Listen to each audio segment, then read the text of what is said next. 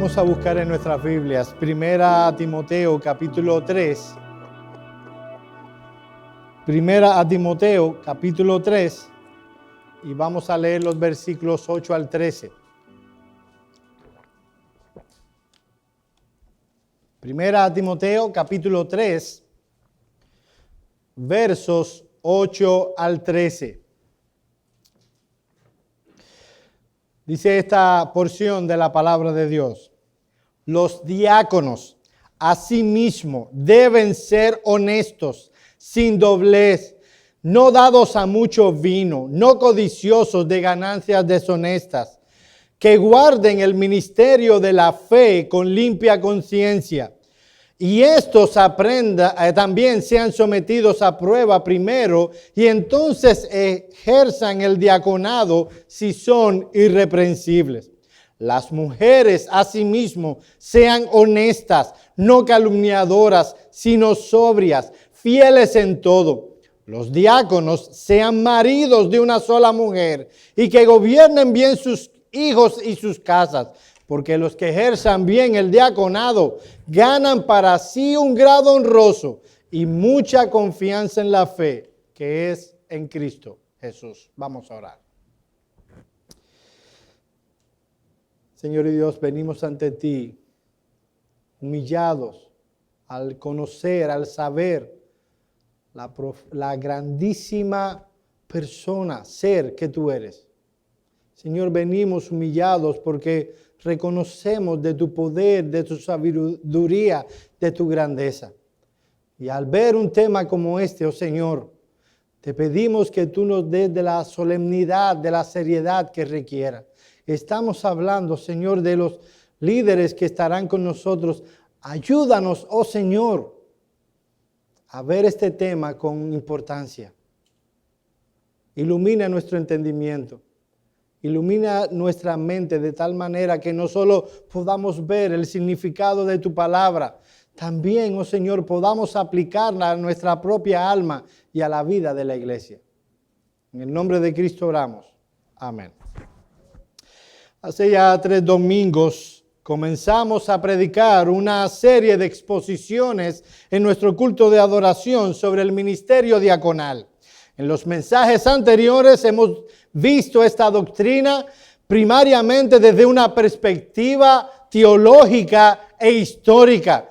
Y obviamente probamos o tratamos de probar la importancia de que la iglesia esté bíblicamente fundamentada en un tema como este. En el sermón pasado vimos cuál es la tarea que Dios ha llamado a los diáconos a realizar en el contexto de la iglesia local. Y la resumíamos en una palabra, la palabra servicio. Así como los pastores están llamados a enseñar y a supervisar la grey de Dios, los diáconos están llamados a servir en la iglesia con miras de suplir las necesidades temporales y físicas de la iglesia, así como aligerar la carga de los pastores, de manera que estos puedan dedicarse sin obstáculos a la labor esencial de su ministerio. Decíamos el domingo pasado que la Biblia no provee una lista de servicios que los diáconos deben realizar. Más bien da principios que deben ser seguidos por la iglesia y por esto. La Biblia nos provee el principio de que el diácono debe hacer todas aquellas tareas que puedan beneficiar a la iglesia en cuanto a lo temporal. Estamos hablando de que se va a encargar de las necesidades físicas de los pobres entre nosotros, aún de las cosas que tienen que ver con el local. También vimos que los diáconos deben servir en dependencia, en unión a la autoridad de los pastores. Y finalmente vimos que los diáconos deben hacer más fácil, vamos a decirlo así, la vida de los pastores para que puedan enseñar y predicar.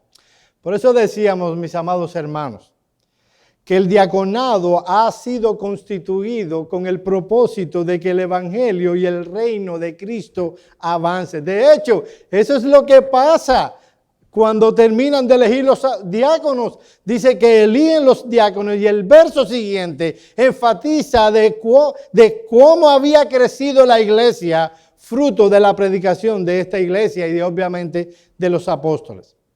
En la mañana de hoy queremos dar un paso más en la comprensión de la doctrina bíblica del oficio diaconal. El tema que estaremos considerando en esta mañana es de suma importancia. Si nosotros queremos elegir solo y únicamente a aquellos hombres que Dios ha llamado para el oficio diaconal, este sermón es de suprema importancia. Este y el que viene. Mis amados hermanos, en esta mañana estaremos hablando de las cualificaciones para el ministerio pastoral o cuáles son los requisitos o qué características tienen los hombres que Dios llama al ministerio diaconal.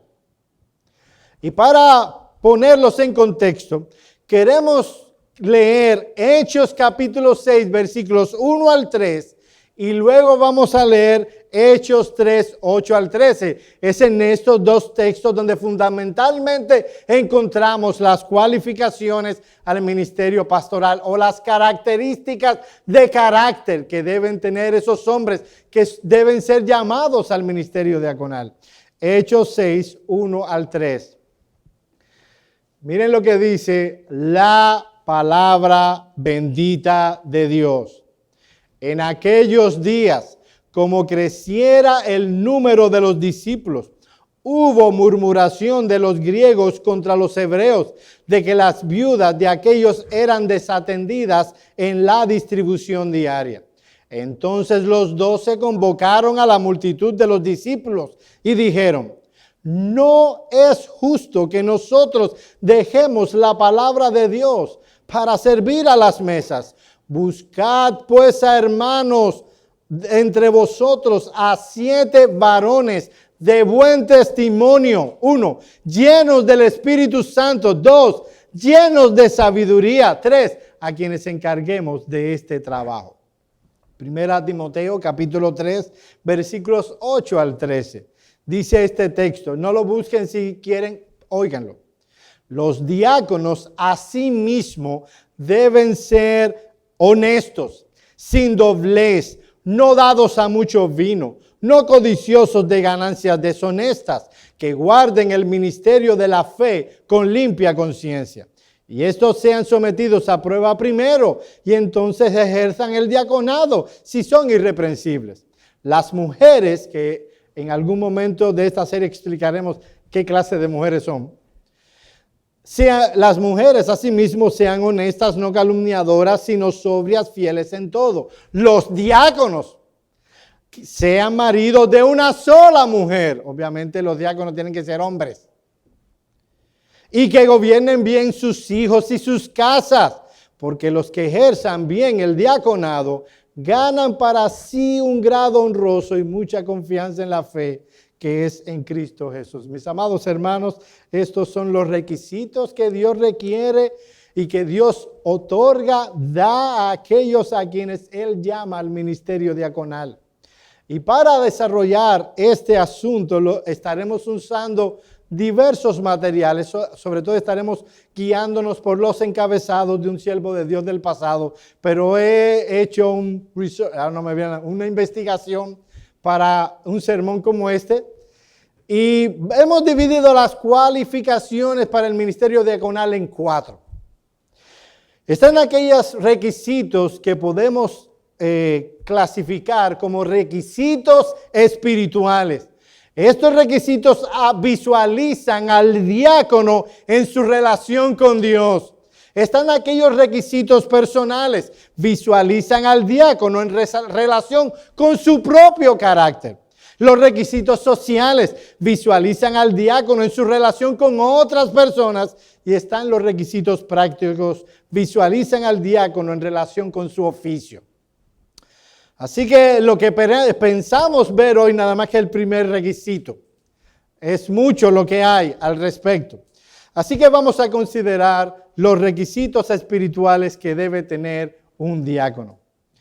Pero antes de considerar eso, mis hermanos, paciencia, todo tiene su tiempo. Saben que hacemos las cosas despacio, no nos apuramos. Antes de ver esa característica, los requisitos espirituales, yo creo que es importante, sobre todo en un tiempo como el que nos ha tocado vivir, probar la importancia de tener líderes cualificados. La importancia de tener líderes cualificados.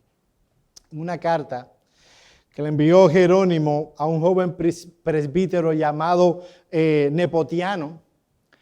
Él en esa carta está criticando cómo en el tiempo en el que les tocó vivir a ellos, la iglesia católica, aunque no podemos decir de todo que era de Roma, pero ya era católica, la iglesia católica le daba más importancia a la fastuosidad de sus edificios, pero no le daba la misma importancia al carácter que debían tener sus líderes. Y le dice Jerónimo a este joven pastor lo siguiente: muchos edifican iglesias hoy día con sus paredes y columnas de mármol brillante, sus techos relucientes por el oro y sus altares adornados con joyas, pero no prestan atención a la elección de los ministros de Dios. Mis amados hermanos, el Nuevo Testamento hace la afirmación incontrovertible de que el interés supremo de Dios no son los edificios o los programas en la iglesia, sino el carácter moral de aquellos que liderean el pueblo de Dios. El liderazgo piadoso es lo que hace diferencia espiritual entre una verdadera iglesia y una que no lo es. De hecho, casi toda la enseñanza que hay en el Nuevo Testamento en cuanto a los diáconos se refiere más, pero mucho más al carácter que deben poseer estos hombres. Según el Nuevo Testamento, el ser diácono no es algo que se otorgue a cualquier persona que quiera hacerlo.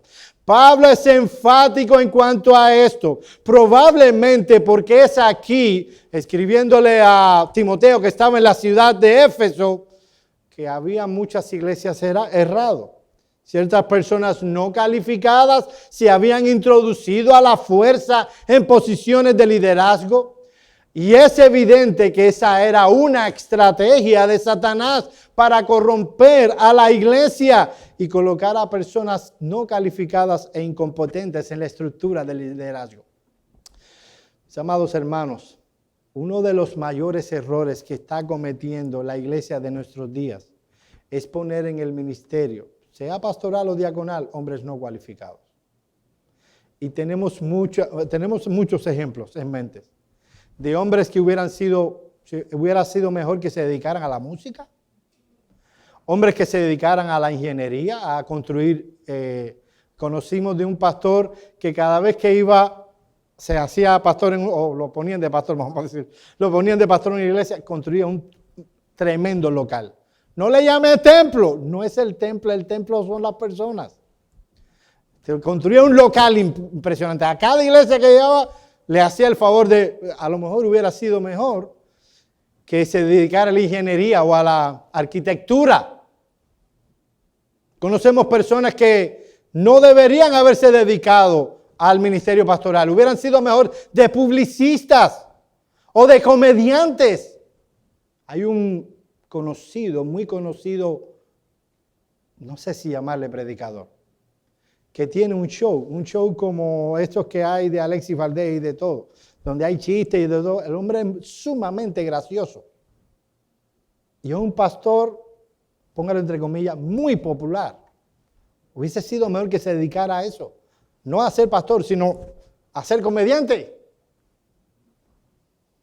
Decía Spurgeon que él no estaba llamado a entretener a las cabras, sino a alimentar ovejas. Y mucha de la destrucción que vemos en la iglesia de nuestros días se debe a sus líderes. Ellos son los grandes culpables. ¿Y por qué? Porque no debieron estar en el liderazgo de una iglesia.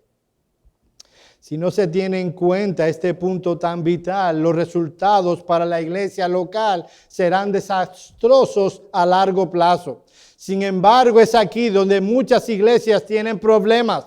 Por eso Dios en su sabiduría perfecta nos ha dado primera a Timoteo para advertirnos que aquellos que están en el liderazgo deben caracterizarse primero que todo por un carácter irreprensible. Miren lo que dice Alexander Strauss. Él tiene 2 excelentes libros. Uno se llama El liderazgo bíblico de ancianos, si mal no recuerdo.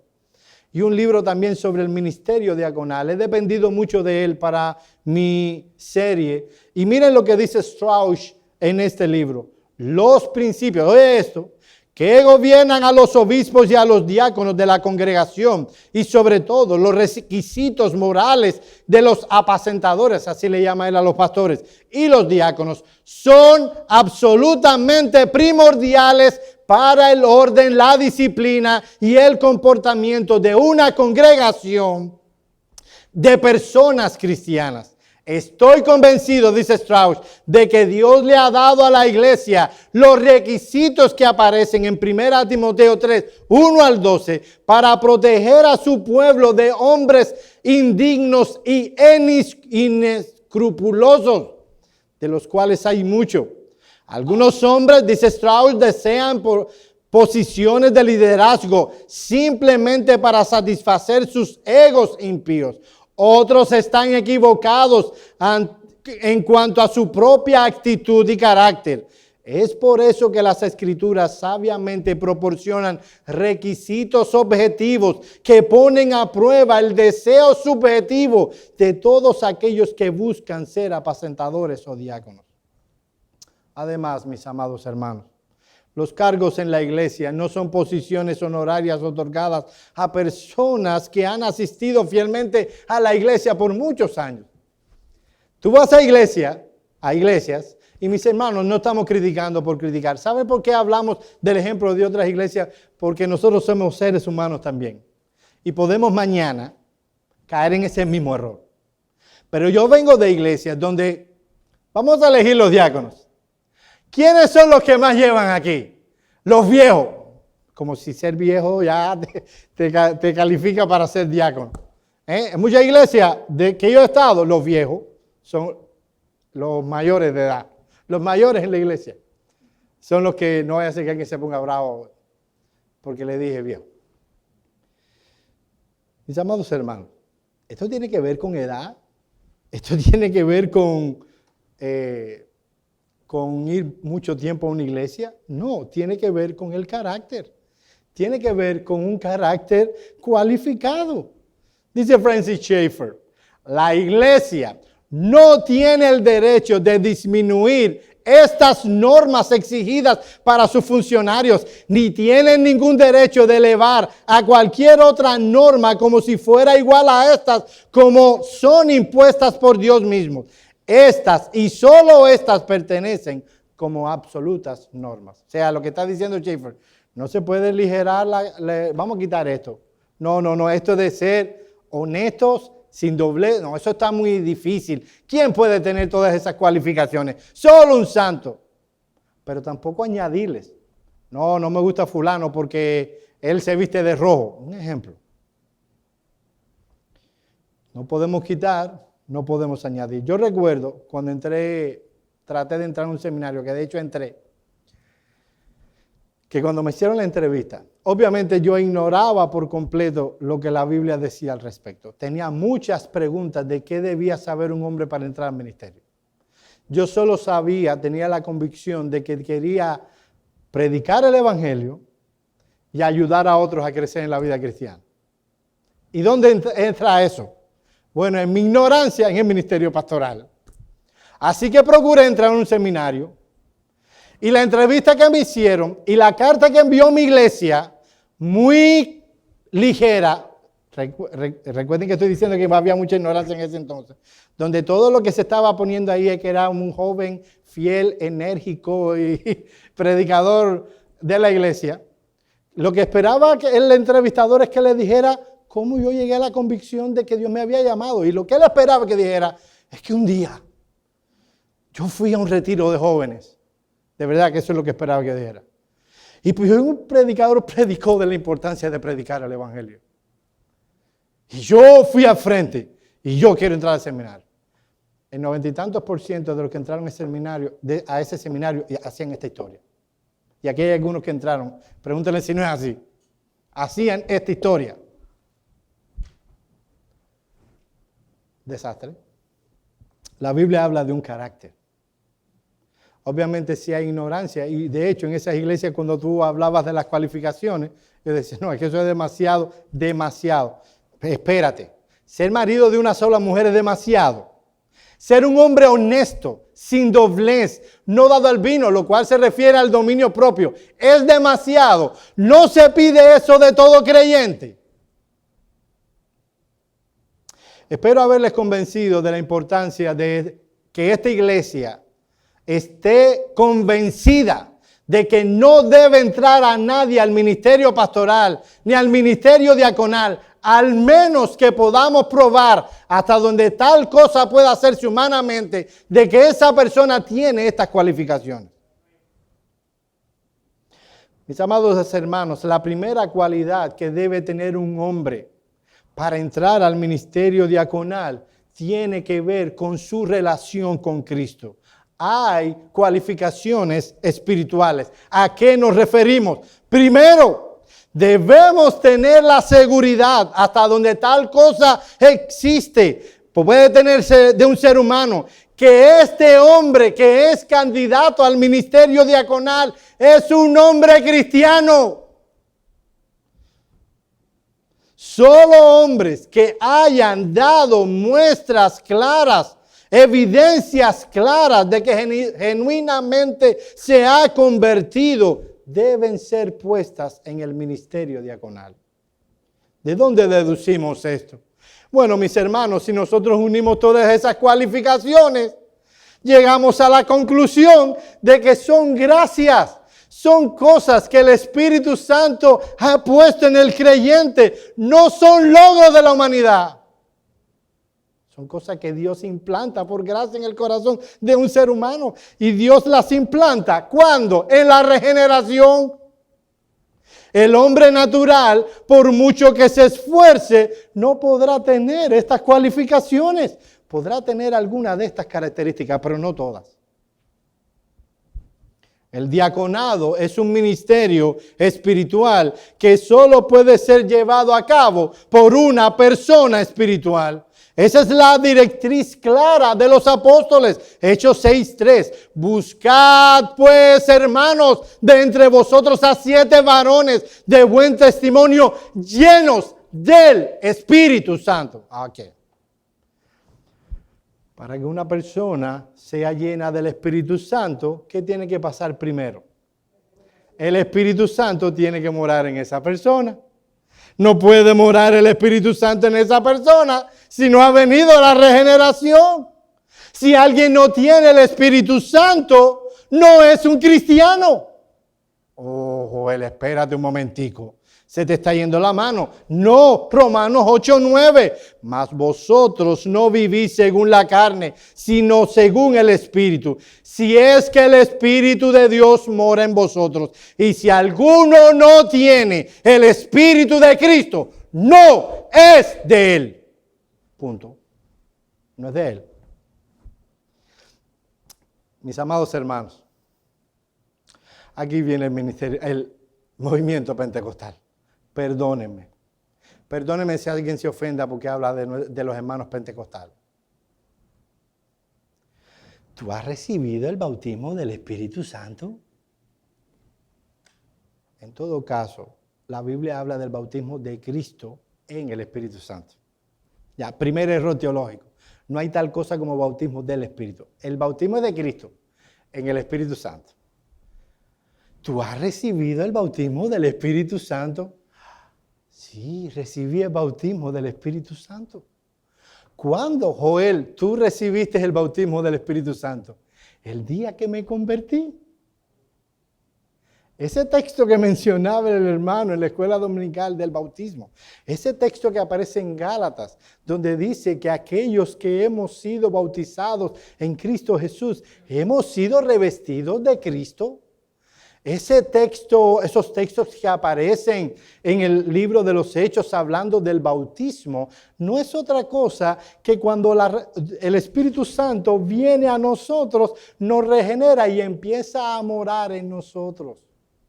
Empieza a vivir en nosotros. Es eso lo que dice Romanos 8:9, que si alguno dice que es de Cristo es porque el Espíritu mora en vosotros. Esa palabra mora en griego es oikeo, que transmite el concepto de habitar como en un hogar propio. De manera maravillosa e inconcebible, el Espíritu Santo empieza a morar en la vida de un creyente para que él pueda vivir la vida cristiana. Eso se llama nuestra unión con Cristo. Por medio del Espíritu Él mora y Él viene a ser nosotros venimos a ser la casa, el templo del Espíritu Santo. De paso, mi hermano, ¿qué pecado te preocupa a ti? ¿Qué pecado te molesta? ¿Sabes qué no puede decir un creyente? El creyente no puede decir, no, con este pecado yo no puedo. ¿Saben por qué? Cuando uno analiza la vida cristiana, ¿qué cosa es? ¿Cómo llegamos allí?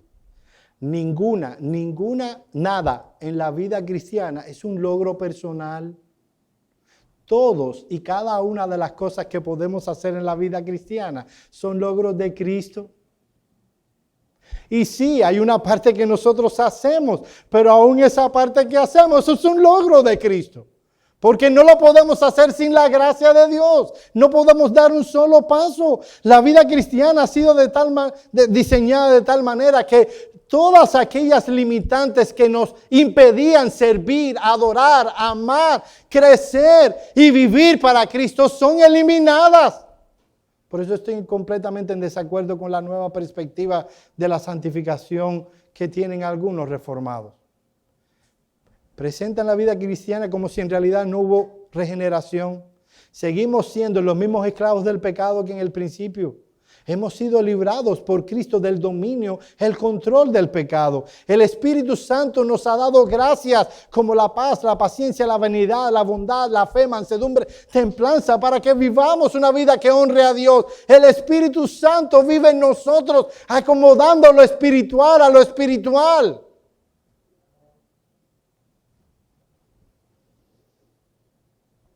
Todo ha sido creado para que vivamos una vida que glorifique a Dios. ¿Es fácil? Yo no estoy diciendo eso. Yo estoy diciendo que es posible. Así que el hombre de Dios, o el hombre que está llamado al ministerio diaconal, debe tener claras evidencias de que es un verdadero creyente. Pero en segundo lugar, debe ser no solamente un creyente, debe caracterizarse por ser un creyente maduro. ¿Y de dónde yo saco eso? Bueno, que el apóstol Pedro, al dar las cualificaciones, dice que estos hombres deben ser llenos del Espíritu Santo. Plereis pneumatos en griego significa lleno completamente del Espíritu. ¿Y eso qué cosa es? Mis amados hermanos, se los voy a hacer fácil. Primero les voy a decir qué cosa no es. No es una influencia interna, subjetiva y mística. A veces cuando oímos predicadores hablar del ser lleno del Espíritu, es como si fuera un temblor. ¿A cuánto le ha agarrado la electricidad? O sea, lo dibujan como si fuera eso. Me agarró la corriente. Una influencia muy mística, secreta, interna, casi imperceptible solo por la persona que lo tiene y por las personas que miran el espectáculo, porque es un espectáculo. ¿Eso es ser lleno del Espíritu, mis amados hermanos? Para nada. Se lo voy a hacer fácil. Un hombre lleno del Espíritu Santo es una persona que en su diario vivir es guiado por el Espíritu Santo. Es guiado por el Espíritu Santo. En otras palabras, más fácil, es un hombre que se mueve por principios bíblicos. Por ejemplo, déjenme decir esto aquí. Mi amado hermano, oye esto, para que se nos quite ya de una vez y por todas el pentecostal que tenemos dentro. Todos tenemos un pentecostal dentro. Y no vayan a decir amén ahora. Para que se nos quite. No hay agencia del Espíritu Santo que no esté ligada a la obra de Cristo, la gloria de Cristo y la palabra de Cristo. ¿Quieren que lo repita? No hay agencia, no la hay, del Espíritu que no esté ligada a la obra de Cristo, la gloria de Cristo y la palabra de Cristo. La palabra de Cristo es esta, para que no me tomen ahora los evangelios nada más. La palabra de Cristo es esta. Cuando en Efesios capítulo 5, versículo 18, se dice, no os embriaguéis con vino en lo cual hay disolución, antes bien sed llenos del Espíritu, nos está dando un mandamiento donde se exige al creyente a vivir una vida controlada por el Espíritu. Esa vida controlada no es que a partir de que seamos llenos empezamos a ser marionetas, sino que desde una perspectiva racional, consciente y determinada, el creyente es guiado por la Escritura que la inspiró el Espíritu y hace las cosas que dice la Escritura. Esta semana vi un pastor, vi en un culto, un pedazo, yo me aburro en esos cultos. Un pastor de Miami pidiéndole, implorándole a Dios, lo cual me parece muy bien, que le llenara del Espíritu. Una oración fantástica. No puede haber llenura del Espíritu en un contexto donde la palabra es menospreciada y pisoteada, como si fueran dos cosas. No puede haber llenura del Espíritu en un contexto donde se pisotea, se menosprecia la palabra que el Espíritu inspiró. No puede pasar. Eso no puede decir, yo quiero que el Espíritu me llene. Y pisoteo y menosprecio y hago las cosas como a mí me parece y no siguiendo los principios de la Escritura, cuando la Escritura fue inspirada por el Espíritu Santo.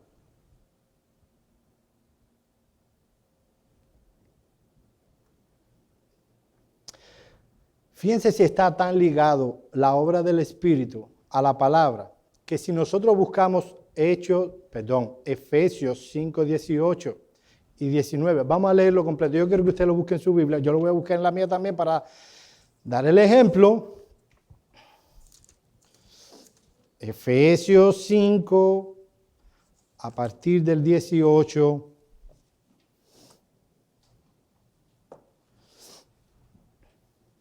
Se nos da mandamiento y se nos da el resultado de cumplir ese mandamiento. Versículos 18 y 19. No os embriaguéis con vino, en lo cual hay disolución, antes bien sed llenos del Espíritu. Ahí hay una coma.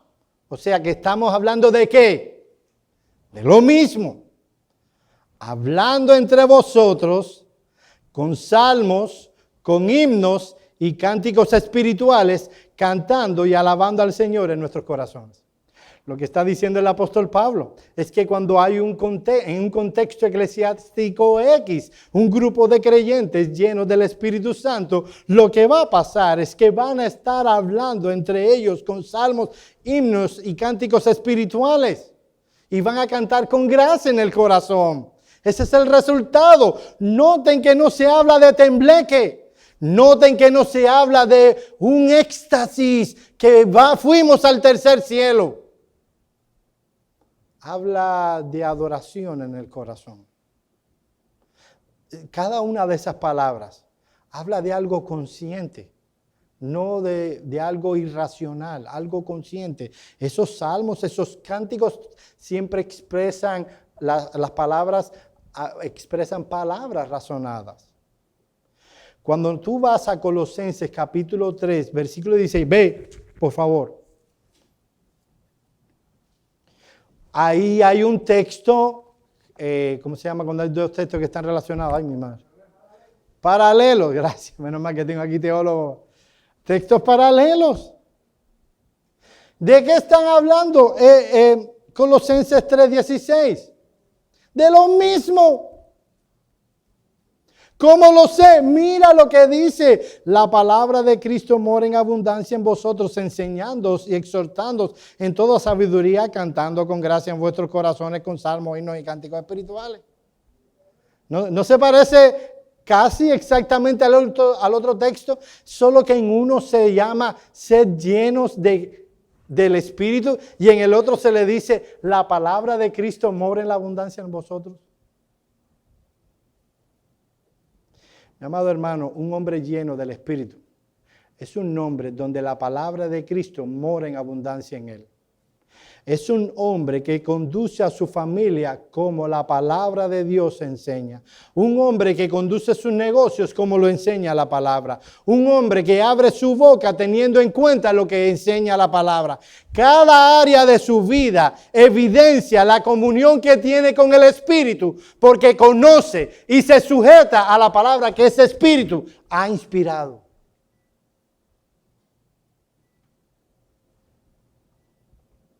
Y aquel que es llamado al diaconado debe caracterizarse porque la palabra de Cristo mora en abundancia en él o es lleno del Espíritu. A la hora de tomar una decisión, tú no ves a este hombre tomando decisiones locas. Tú ves a este hombre tomando decisiones fundamentadas en la palabra. Y si no sabe, porque nadie lo sabe todo, este hombre busca consejo en otros hombres. Este no es un hombre alocado. Este es un hombre que considera bien sus pasos a la luz de la palabra de Dios. Déjenme decir una cosa, mis amados hermanos. Yo estoy hablando de la llenura del Espíritu. Y ustedes están muy tranquilos. Y se ríen cuando hago un mal chiste de los pentecostales. Efesios 3:15 no fue dicho para los diáconos, sino para una iglesia toda. Eso no solo debe ser una calificativa, una característica de los que deben ser diáconos. Es que ellos tienen que ser ejemplo en eso. Toda la iglesia debe ser llena del Espíritu. Toda la iglesia, la palabra de Cristo debe vivir en abundancia en nosotros. Cada vez que tomamos una decisión, cada vez la manera en que vivimos, la manera en que adoramos, la manera en que hacemos las cosas, no solo en la iglesia, en lo personal, la primera pregunta no es qué yo deseo hacer. La primera pregunta es ¿qué dice la palabra de Dios? Hay principios que me dan directrices a qué debo hacer en este caso. ¿Debo yo seguir? ¿Hay algo que me enseña la palabra? Y cuando hay un deseo personal y una enseñanza de la Escritura que parece que van uno por un lado y el otro, y yo tengo el deseo bendito o maldito de hacer tal cosa, el hombre o la mujer llena del Espíritu toma su corazón, le clava un puñal y hace lo que la palabra de Dios dice. Eso es ser lleno del Espíritu. Déjenme decirles, mis amados hermanos, es muy fácil ser lleno del Espíritu al estilo pentecostal. Si todo fuera dar un brinco, saltar y hablar en lengua, fácil. Eso es, ¿sabe lo que es difícil? Vivir una vida a la luz de la palabra de Dios. Eso sí es difícil. Así que debe ser un hombre cristiano, debe ser un hombre maduro. En tercer lugar, debe ser un hombre de probada ortodoxia con respecto a la teología. debe ser un hombre de probada ortodoxia con referencia a la teología. Mira lo que dice 1 Timoteo capítulo 3 versículo 9. Que guarden el misterio de la fe con limpia conciencia. Esta cualificación tiene dos dimensiones que están íntimamente unidas y no pueden separarse. Por un lado, la cualificación nos enseña que los dos diáconos deben tener una comprensión amplia y correcta de las doctrinas reveladas en la palabra de Dios. Esto es sumamente importante. El hecho de que su ministerio primario no sea la enseñanza, no quiere decir que ellos deben estar desinformados doctrinalmente. Esto está encerrado en la expresión guarden el misterio de la fe. Esa palabra guardar, exo, en griego, significa tener necesidad de él, encontrarse, referirse, estar cercano. Se emplea en los siguientes términos. Oye esto. Sostener en la mano, retener, guardar, así se utiliza en Lucas 19:20. Asirse de, aferrarse, ser próximo. La idea es que el diácono está cercano, aferrado, comprende los misterios de la fe. La expresión misterio de la fe es una hermosa y maravillosa forma de decir de las verdades reveladas en la palabra de Dios. En el Nuevo Testamento, mysterium habla de algo que fue secreto y ahora es revelado. Como por ejemplo el plan divino. Cuando Pablo habla de los misterios, hablan de que en la antigüedad o en el antiguo pacto estaba muy oscuro que los gentiles eran parte del pueblo de Dios. Y dice, ahora se nos ha revelado ese misterio, que es Cristo en vosotros. ¿Vosotros quién? Gentiles. Miren lo que dice Vine acerca de esto. En el Nuevo Testamento denota, hablando de misterio, no lo misterioso, como sucede en la palabra en español, sino aquello que estaba fuera del alcance de la comprensión natural y que puede ahora conocerse únicamente mediante la revelación divina. Y esa revelación ocurre de la manera y en el momento señalado por Dios y solamente a aquellos que son iluminados por el Espíritu Santo. En el sentido común, un misterio implica un conocimiento que está oculto o que ha sido revelado. Su significado bíblico es, oye esto, verdad revelada. Lo que está diciendo, en pocas palabras, es que un diácono tiene que conocer doctrina. Un diácono tiene que conocer doctrina. Tiene que ser un conocedor profundo, hasta donde tal cosa pueda pasar, de lo que enseña la palabra de Dios. Miren lo que comenta Juan Calvino. Pablo desea que los diáconos estén bien instruidos en el misterio de la fe, porque aunque ellos no tengan la misión de enseñar, sin embargo serían excesivamente absurdo desempeñar un puesto público en la iglesia mientras se ignora lo elemental de la fe cristiana y muy en especial porque ellos se ven frecuentemente obligados a dar consejo apropiado a un hermano en aflicción. Y si ellos no manejan con pericia la palabra de Dios, obviamente será complicado. ¿Con qué herramientas lo harán? Dice Calvino, si no conocen aquellas doctrinas fundamentales y esenciales que conforman nuestra fe. Esa es verdad. Otro comentarista dice, el diácono debe ser competente en doctrina, especialmente en las doctrinas de la salvación de Cristo Jesús. Y debe ser ortodoxo y bíblico en su entendimiento de la verdad revelada. Y aunque a él no se le requiera enseñar, sí se le requiere entender y conocer la verdadera religión en distinción a la herejía. Mis amados hermanos, los diáconos quieran o no, ejercen una importante influencia en el contexto de la iglesia. ¿Te imaginas que de pronto viene alguien a la iglesia, nos visita, quiere saber cuáles son las cosas que nosotros creemos? Y un miembro de la iglesia, mira, aquí tienes al diácono. Él te puede decir. Y de pronto esa persona le pregunta al diácono, ven acá mi hermano, ¿qué creen ustedes en cuanto a la unión hipostática? Eso fue un chiste. No, pero algo más elemental. ¿Qué creen ustedes en cuanto a la perseverancia de los santos? Y este hombre diga, ni siquiera sabía que había tal cosa. Vamos a preguntarle al pastor. No solo usted me está haciendo quedar mal a mí, usted está haciendo quedar mal a la iglesia. Usted debe saber dar respuesta a esa pregunta. De hecho, todos deberíamos saber esa pregunta, sobre todo porque hace poco dimos una clase acerca de eso. Esa es la razón por la que instamos a los hermanos a escribir cuando se está dando la clase.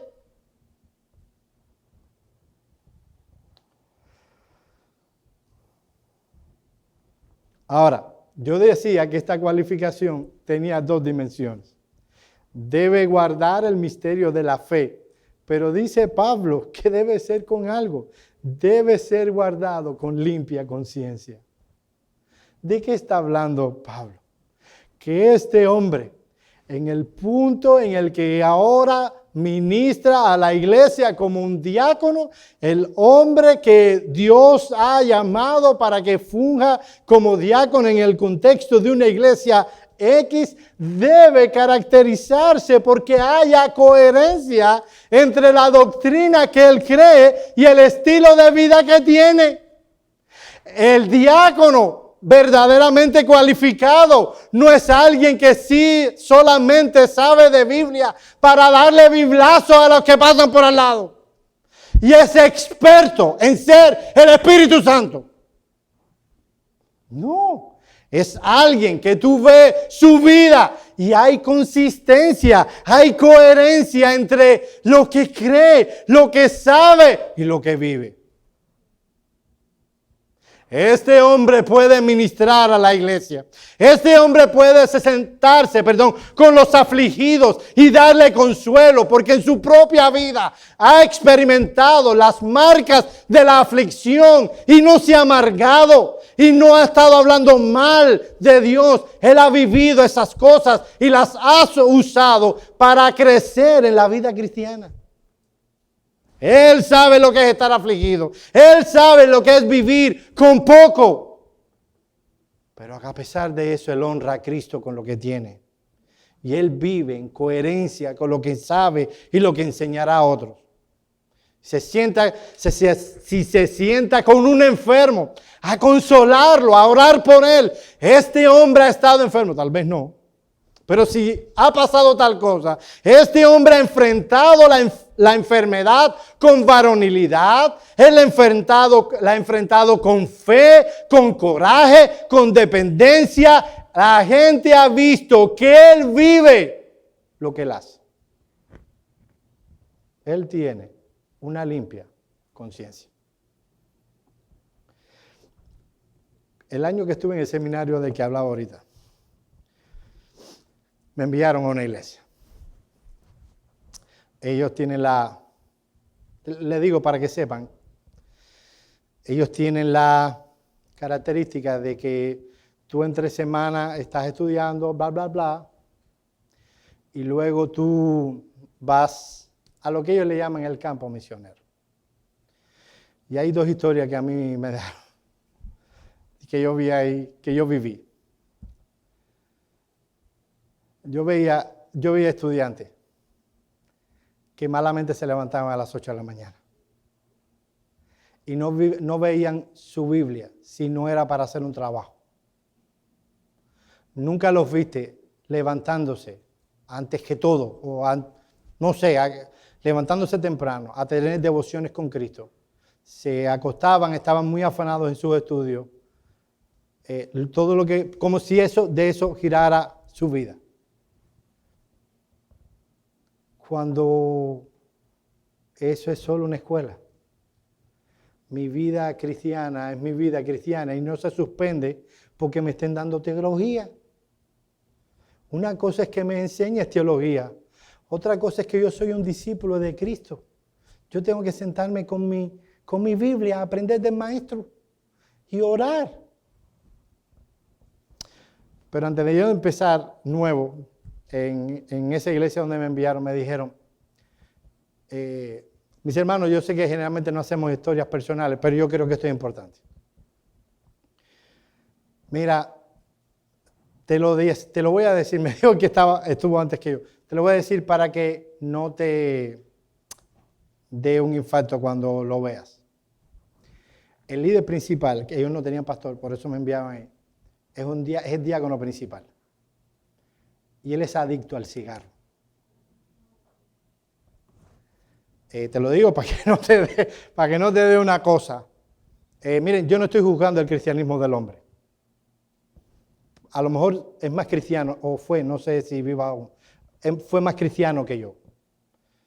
Yo lo que estoy diciendo es que para ser diácono, y en eso tenemos que estar en la misma página, la persona tiene que vivir lo que predica. Él pudo haber sido un excelente cristiano. Lo que no debió ser nunca es de un diácono. Adicto al cigarro. Y el Señor trató de esconderse lo más que pudo de mí. Obviamente Él es nuevo, pero Él no podía. Y el día que lo agarré, porque yo vivía en su casa, el hombre casi se quema. De verdad, tomó el cigarro y lo hizo así para esconderle. Yo le dije, fulano, fuma. Yo en mi cobardía, porque si me mandan, yo no era el pastor de la iglesia, no iba a estar expulsando y yo me iba a ir al año siguiente. Es el problema de mandar a un hombre sin autoridad a un contexto como ese. Mis amados hermanos, ¿cómo llegaron ellos allí? ¿Cómo llegaron ese tipo de iglesia a sencillamente que un diácono adicto al cigarro pueda ser diácono? Y alguien me puede decir de Spurgeon, otro día hablamos de Spurgeon, pero son contextos muy diferentes. Lo que sabemos hoy del cigarro, el daño que hace, no lo sabía Spurgeon en el siglo XIX. Y no lo voy a defender. Yo no defiendo a nadie que no se lo merezca. Spurgeon se lo merece en muchos sentidos, pero no en este. Mis amados hermanos, si nosotros no tenemos en cuenta con seriedad estas cosas, nos veremos en unos años metiendo o poniendo en el ministerio diaconal y pastoral a personas que no deben estar allí. Dios nos guía a tener no solo un entendimiento, sino a estar aferrados a estas cosas.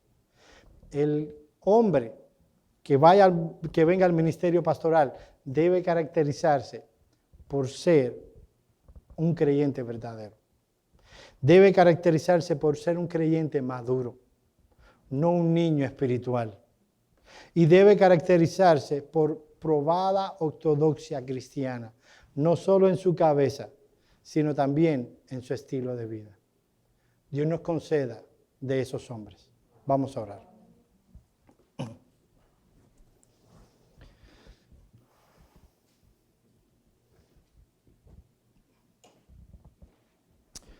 Señor y Dios, nosotros venimos ante ti una vez más a rogarte, oh Dios, que tu palabra pueda morar abundantemente en nuestros corazones, que podamos ser llenos del Espíritu.